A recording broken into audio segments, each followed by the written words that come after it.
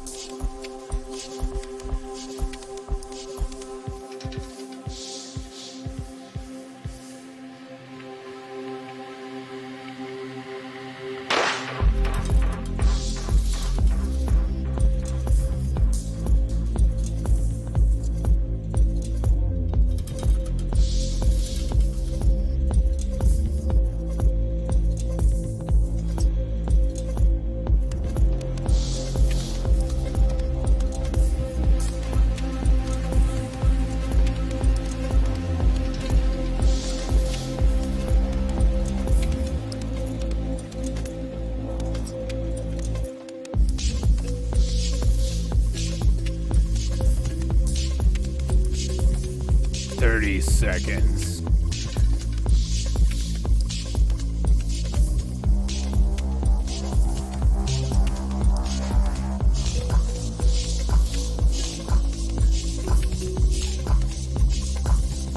Fourteen, 13, 12, 10, 9, 8, 7, 6, 5, 4, 3, 2, 1. Let's go. Whoa, my camera was doing a freaking madness.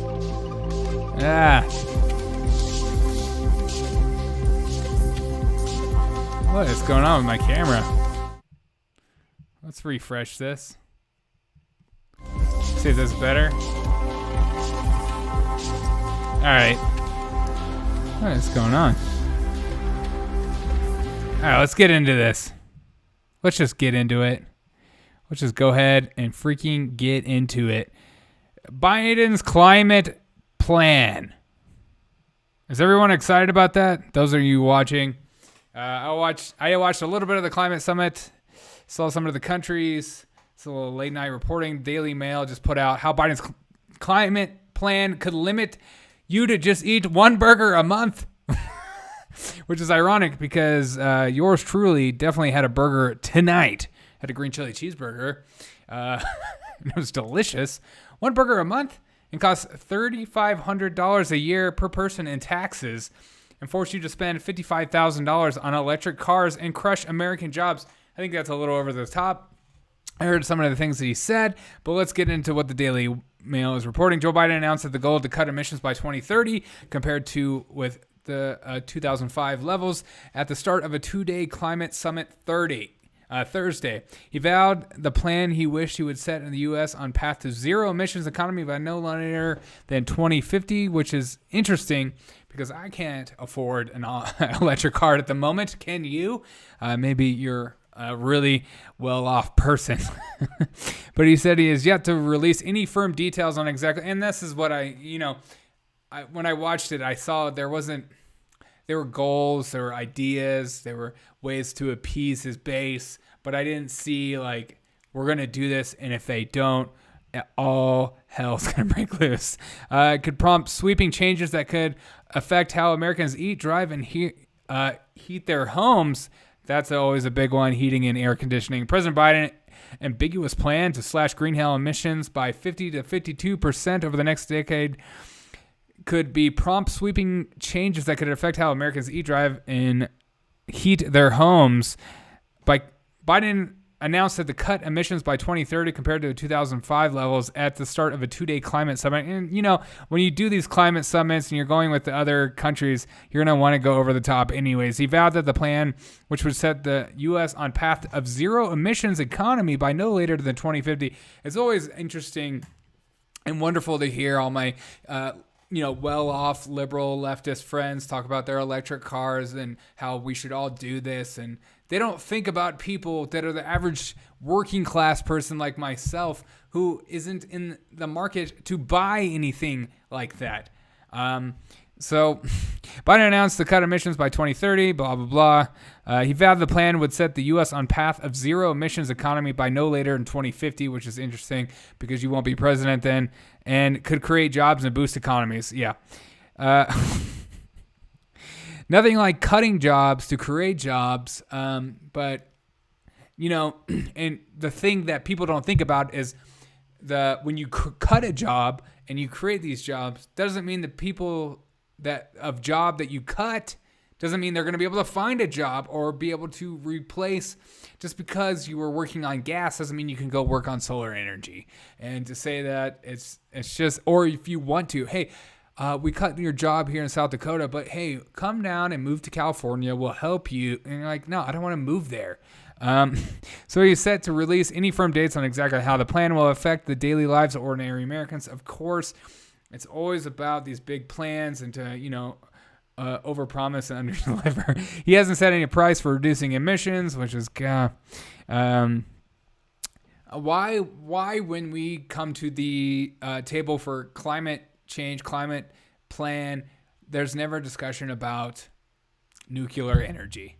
The most cleanest, sufficient energy there is out there. We don't want to talk about that, but we do want to, harvest precious metals out of the ground and have forced labor in order to do so. And, bring that in from, places like China who are actually harvesting these metals in order for us to feel better about ourselves. No one thinks about all the emissions that it takes just to create solar panels and windmills. Like that's not, I don't know why that doesn't cross people's minds, but it should.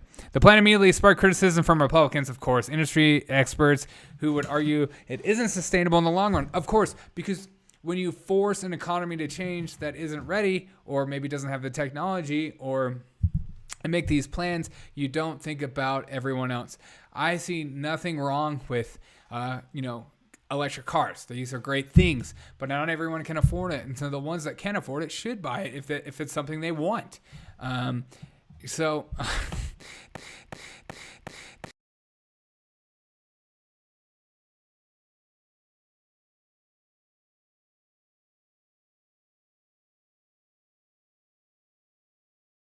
but I'm not in a position to be forced to buy an electric car. And I'm sure there'll be some kind of government subsidies, aka it'll be fit in the bill by somebody else in order for me to have it. It just doesn't seem like a reasonable idea. The plan immediately, while Biden hasn't released any details of what life could look like for Americans, experts in recent studies have laid out what would need to change in 2030 to reach the goal, which is very drastic because it's such a lengthy goal.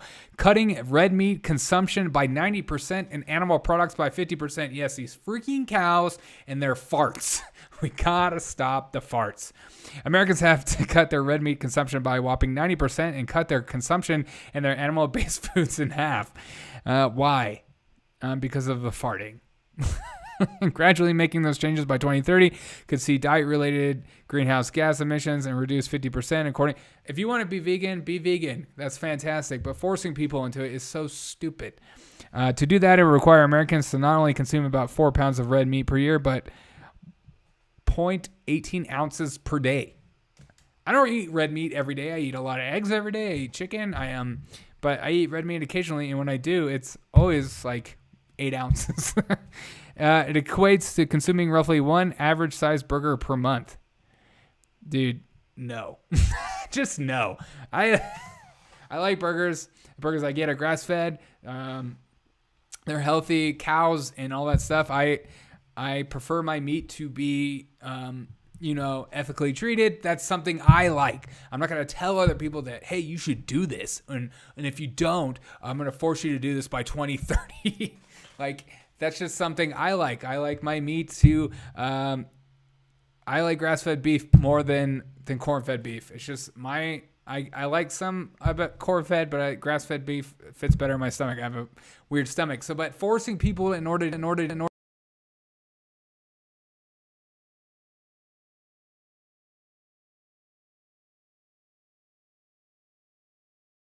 space needed just to grow these crops. No one thinks about these things. Making the switch to electric car, more than half of new cars bought in the United States will need to be electric within the next decade, studies show. The University of Maryland School of Public Policy estimated that cleaning up transportation would count towards about a quarter of Biden's goal. It would mean more than 65% of new cars and SUV sales and 10% of new truck sales would need to be electric. Currently, electric cars make about 2% of the new passenger vehicles. The average cost of a new electric vehicle is $55,000. I bought my truck for $6,000 used, and I like it. Refitting the new home with electric heat pumps. I'm not a big fan of electric heat pumps. The houses I've been in with electric heat pumps, I'm not impressed. The average cost to install electric heat pump in a all-in-one heating cooling unit is about $5,613, according to fixtures from Home Advisor. Yay! Taxpayers could fork the bill out trillions of, and of course, this is all about spending more money. Because why? Because our economy is doing so well. Oh, wait, we're not even wide open yet. We're not even allowing people to go to events, but yet we're going to talk about spending more money that we don't have, because that is what we're about.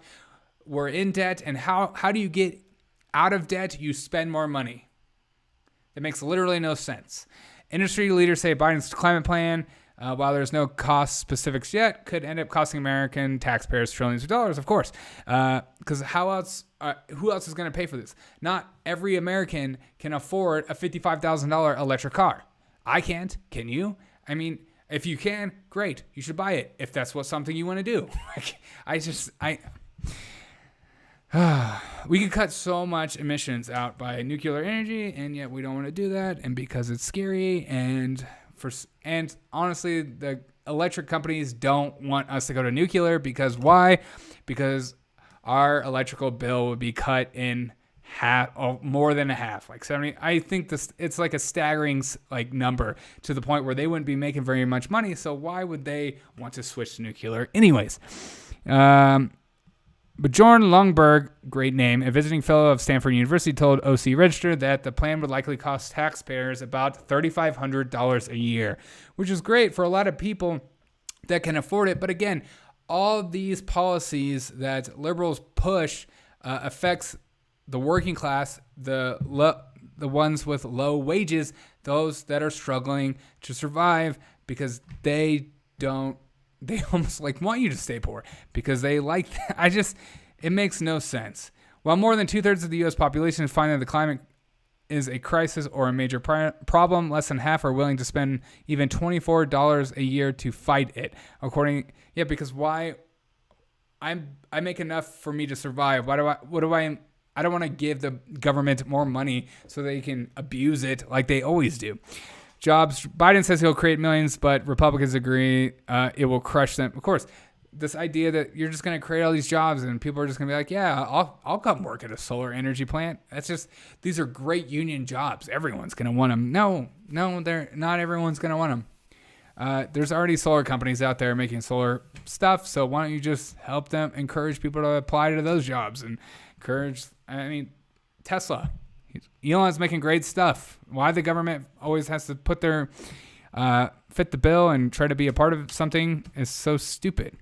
Anyways, that is the Daily Mail. Let's go to The Hill. The Hill is reporting the 5 takeaways from Biden's climate summit. The first takeaway is U.S. is back, according to The Hill. Foreign leaders hailed the return of the U.S. as a leader in climate issues. Snore. 4 years of disengagement by the Trump administration. Yeah, because we were dealing with other things, and we saw the bureaucracy of all this one world government crap. I'm delighted to see that the United States is back to work together with us in climate politics. German Chancellor Angela Merkel said at a summit, because there's no doubt about the world needing your contribution. If we really want to fulfill our ambiguous goals. And I totally disagree.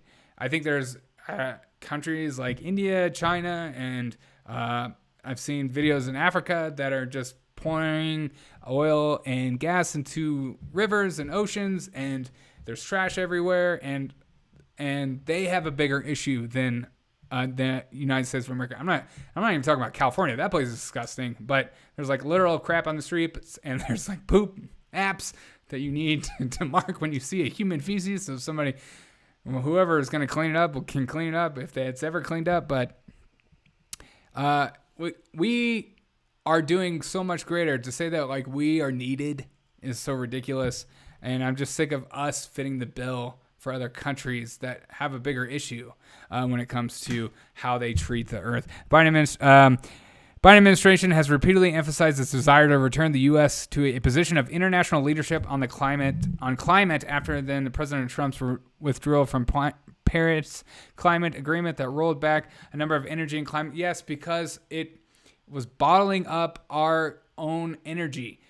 We became energy independent, and that was a huge deal. Have you noticed the price of gas? It's unbelievable. To just strip that away from everyone is really, really sad. America's back. We rejoined the Paris Agreement and are ready to rally the world back to the climate crisis. Let's do this. Biden tweeted, snore. There's bigger countries that have bigger issues that are doing fossil fuels better. And like China and Russia, they're just still doing coal plants for power because it's efficient and it's easy. And we're just going to cripple our own economy and cripple our poor and working class in order to fit the bill. Biden's proposal draws criticism from the left and right, while the Biden's administration, because the left doesn't like it because it's not aggressive enough. And it's just unbelievable that this is something they want to push in the times we are currently in. Wouldn't you want the economy to be roaring and back to normal before you even cripple the taxpayers even more? It makes literally no sense why the Biden administration's target drew praise from many Democratic and U.S. allies. Both progressives and conservatives criticized administration plans, but for different reasons. Yeah, of course, because why would they be? You don't even need to write that. A number of progressive groups said that the U.S. needs to aim for at least 70% reduction compared to 2005 levels and address climate change. Good Lord. Republicans, many of whom do not want Biden to return to the Paris Agreement, argue that the new targets will be bad for U.S. workers. Of course it will be, because you're cutting jobs of people that are already in industries they're in, and they're doing well, like the Keystone Pipeline. Today's announcement shows how this unrealistic promise will crush American families and workers, House Majority Whip Steve Scalise said in a statement that included criticism from more than 25 Republican lawmakers who were members of the House Energy Action Team. The group chastised Biden for pledging to shackle the United States to a new, sweeping, unattainable Paris Agreement commitment. Of course. It's all about appeasing the base, and even the base isn't excited about it. The Paris Climate Accord has no enforcement mechanism and will cost the American people a fortune with no benefit. There'll be some, to say there's no benefits, a little aggressive, but the negative effects outweigh the positive benefits for this kind of agreement and putting the American people through this, especially during this time. It may take the left to feel good to rejoin the deal, but it simply does not produce, he tweeted. Number 3, the U.S. plan is ambiguous, but comparatively, it's a mixed bag. Really, the hell? Biden's emissions target is one of the most ambiguous among major industries economies through the UK, European Union, and being more aggressive and depending on the point of comparison. Yes, I know, because Biden is not moderate. This idea that Biden is moderate is a joke. The U.S. in 2005, emission levels approximately a high point, blah, blah, blah. China, meanwhile, experts expects its emissions to peak at 2030. Of course. China does not care about climate crisis. They may say they do and give you a couple winks here and there, but with all their coal plants and they're trying to industrialize and come to the modern age in major cities across China, they don't. Why would they jump to the climate accord? Why would they do drastic measures and cripple their economy? They're too smart for that. The world's top emitter of greenhouse gases has argued it needs more time to reduce emissions due to industrializing more recently than major economies. Yeah, exactly. China's like, hey, we need more time before we can jump into this because we're not ready yet, as a smart person should. Are we in America ready for it? Absolutely not. We're in massive debt. And our economy is not open. It's not a time to jump into the electric future.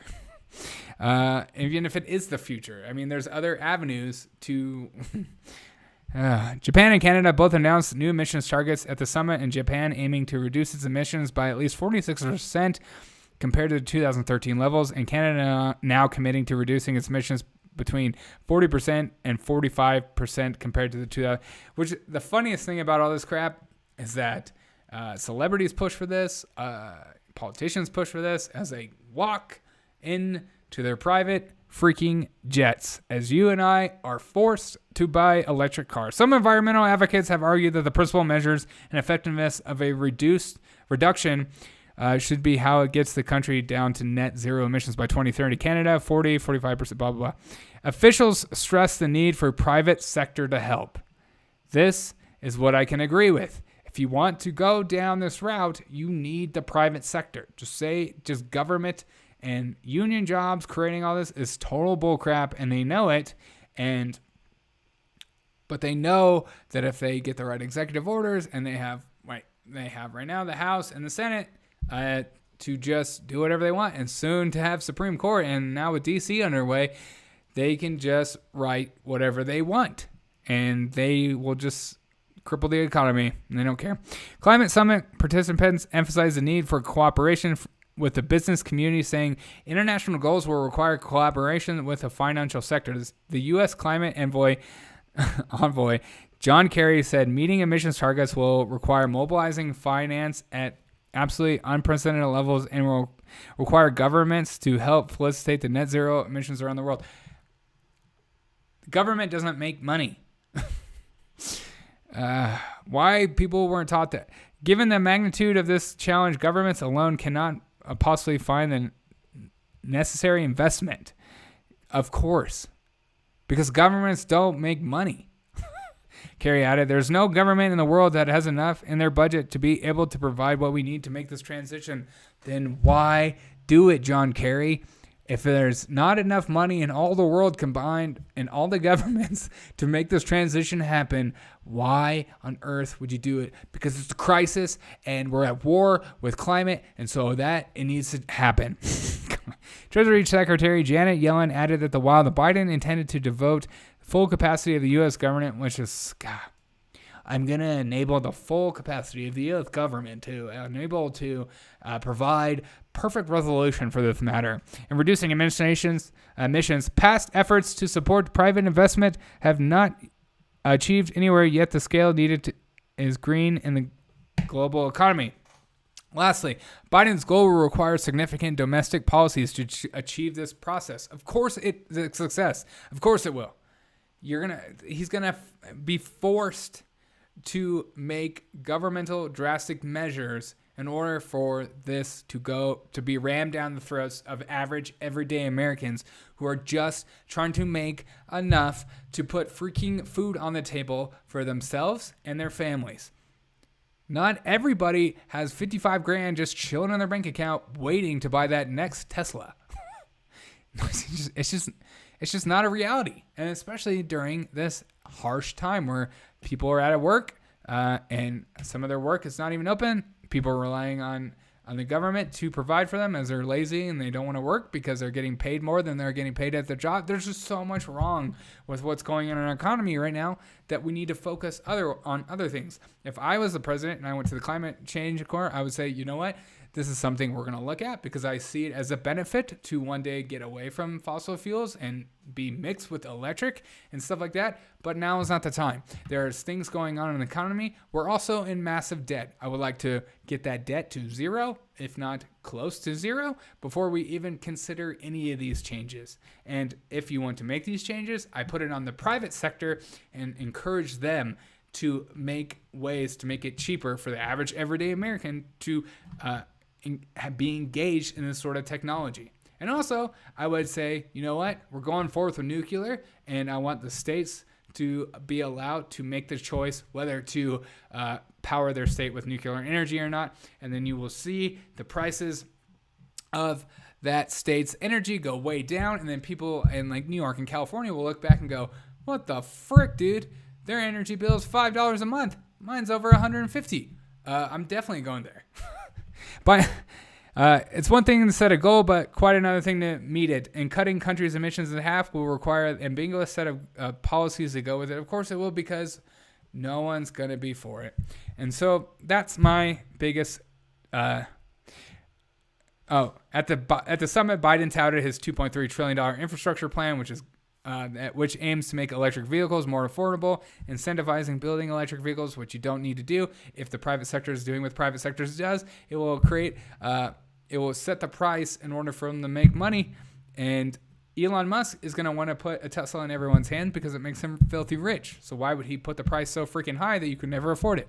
Retrofit buildings, replace lead pipes. He's really pushing that lead pipes as if that's the only thing on the bill. Modernize the electric power grid. Again, he's pushing that. And same with like internet. Like this is, are you not for lead pipes and internet for everyone? This is what this bill is about. As if that's it. When people talk about climate, I think jobs. With our climate response lies an extraordinary engine of job creation, economy building, and ready to be fired up. My overall thoughts of this is that these goals are fine, but to be shoving it down people's throats and forcing them to engage and pay for your ideas and your plans is wrong. The private sector, you shouldn't just encourage the private sector, say, hey, you should look at doing this. This is where we want to go. And I fully support you, but I'm not going to give you incentives and all that crap. I think the private sector does a way better job at creating stuff like this than the government ever will, despite the subsidies. Because if the idea is like people like Elon, he wants to make the world electric. That's his goal, that's his vision, and so he will do whatever it takes to do it. And I think that's awesome. Do that. But forcing people to just adjust to it and become it is wrong. It's not a free market. I love when my liberal leftist friends talk about free market capitalism as if in America we have free market capitalism when we're bailing out companies. No, we don't. And offering all these incentives. No. That's not free market. That's not allowing the market to fail and succeed. So my thoughts is that this is stupid. This is not the time. I don't think it's ever the time. And I think that we should go to nuclear energy. And I think harvesting these rare metals in the earth does more detriment than it does positive. But people don't want to talk about that because why? Your precious freaking windmills. I don't care about them. They don't even produce that much energy. Thank you guys so much for listening to the Derek O'Shea Show. This is late night reporting. Yes, I'm a little tired, but yes, I'm freaking